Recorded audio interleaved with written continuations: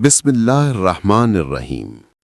نہج البلاغہ سے اقتباس، حصہ اول، خطبہ نمبر 112۔ ترجمہ مفتی جعفر حسین۔ زہد و تقوی اور زاد عقبہ کی اہمیت کے متعلق امیر المومنین علیہ السلام نے فرمایا: تمام حمد اس اللہ کے لیے ہے جو حمد کا پیوند نعمتوں سے اور نعمتوں کا سلسلہ شکر سے ملانے والا ہے۔ ہم اس کی نعمتوں پر اسی طرح حمد کرتے ہیں جس طرح اس کی آزمائشوں پر ثنا و شکر بجاناتے ہیں، اور ان نفسوں کے خلاف اس سے مدد مانگتے ہیں کہ جو احکام کے بجا لانے میں سست قدم اور ممنوع چیزوں کی طرف بڑھنے میں تیز گام ہیں، اور ان گناہوں سے مغفرت چاہتے ہیں کہ جن پر اس کا علم محیط اور نامہ اعمال حاوی ہے۔ نہ علم کوئی کمی کرنے والا ہے اور نہ نامہ اعمال کسی چیز کو چھوڑنے والا ہے۔ ہم اس شخص کے مانند اس پر ایمان رکھتے ہیں کہ جس نے غیب کی چیزوں کو اپنی آنکھوں سے دیکھ لیا ہو اور وعدہ کی ہوئی چیزوں سے آگاہ ہو چکا ہو، ایسا ایمان کہ جس کے خلوص نے شرک اور یقین نے شک کو دور پھینک دیا ہو، اور ہم گواہی دیتے ہیں کہ اللہ کے علاوہ کوئی معبود نہیں جو وحدہ لا شریک ہے، اور یہ کہ محمد صلی اللہ علیہ وآلہ وسلم اس کے عبد الرسول ہیں۔ یہ دونوں شہادتیں اچھی باتوں کو اونچا اور نیک اعمال کو بلند کرتی ہیں۔ جس ترازو میں انہیں رکھ دیا جائے گا اس کا پلہ ہلکا نہیں ہوگا، اور جس میزان سے انہیں الگ کر لیا جائے گا اس کا پلہ بھاری نہیں ہو سکتا۔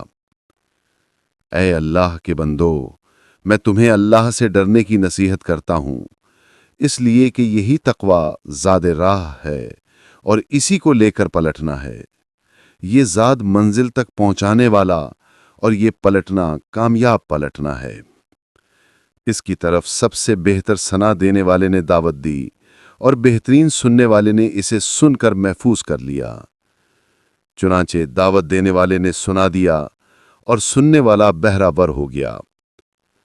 اے اللہ کے بندو، تقوی ہی نے اللہ کے دوستوں کو منہیات سے بچایا ہے اور ان کے دلوں میں خوف پیدا کیا ہے، یہاں تک کہ ان کی راتیں جاگتے اور تپتی ہوئی دوپہریں پیاس میں گزرتی ہیں، اور اس تیب و کلفت کے عوض راحت دائمی اور اس پیاس کے بدلے میں تسنیم و کوثر سے سیرابی حاصل کرتے ہیں۔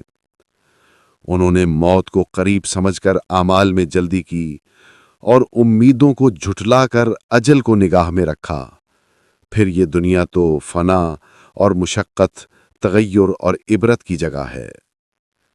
چنانچہ فنا کرنے کی صورت یہ ہے کہ زمانہ اپنی کمان کا چلہ چڑھائے ہوئے ہے، جس کے تیر خطا نہیں کرتے اور نہ اس کے زخموں کا کوئی مداوا ہو سکتا ہے۔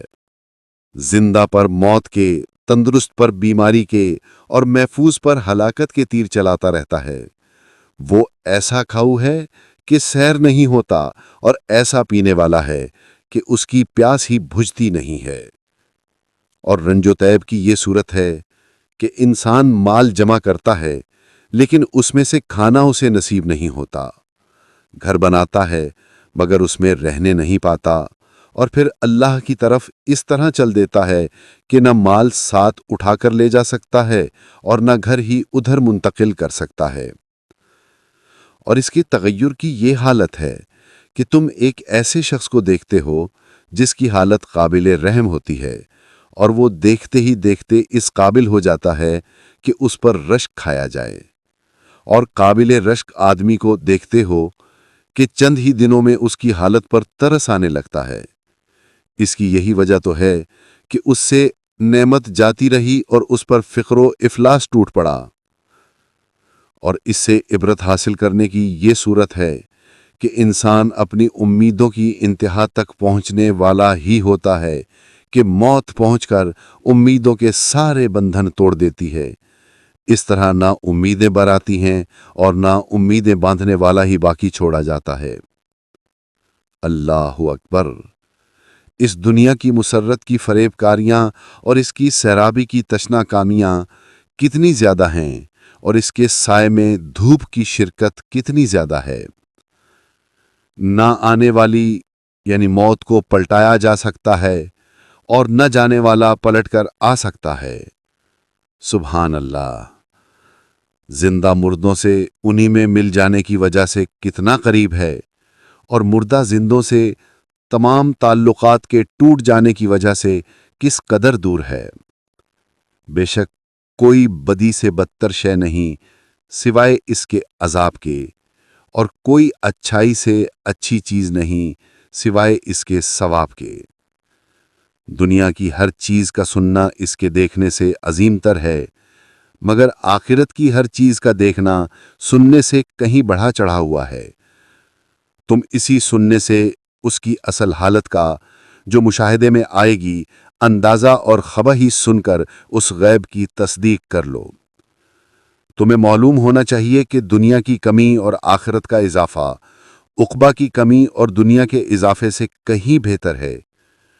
بہت سے گھاٹا اٹھانے والے فائدے میں رہتے ہیں اور بہت سے زیادہ سمیٹنے والے نقصان میں رہتے ہیں۔ جن چیزوں کا خدا نے تم کو حکم دیا ہے اور تمہارے لیے جائز رکھی ہیں، ان کا دامن ان چیزوں سے کہیں وسیع ہے جن سے روکا ہے، اور حرام کی ہوئی چیزوں سے حلال چیزیں کہیں زیادہ ہیں۔ لہٰذا زیادہ چیزوں کی وجہ سے کم چیزوں کو چھوڑ دو اور تنگنائے حرام سے نکل کر حلال کی وسعتوں میں آ جاؤ۔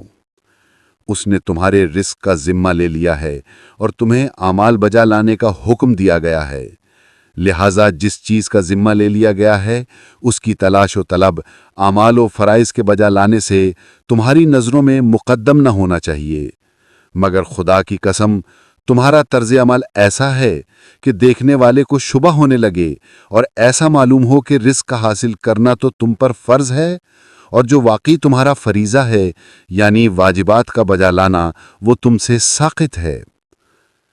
عمل کی طرف بڑھو اور موت کے اچانک آ جانے سے ڈرو، اس لیے کہ عمر کے پلٹ کر آنے کی آس نہیں لگائی جا سکتی، جبکہ رزق کے پلٹنے کی امید ہو سکتی ہے۔ جو رزق ہاتھ نہیں لگا کل اس کی زیادتی کی توقع ہو سکتی ہے، اور امید نہیں کہ عمر کا گزرا ہوا کل آج پلٹ آئے۔ امید تو آنے والے کی ہو سکتی ہے، اور جو گزر جائے اس سے تو مایوسی ہی ہے۔ اللہ سے ڈرو جتنا اس سے ڈرنے کا حق ہے، اور جب موت آئے تو تم کو بہر صورت مسلمان ہونا چاہیے۔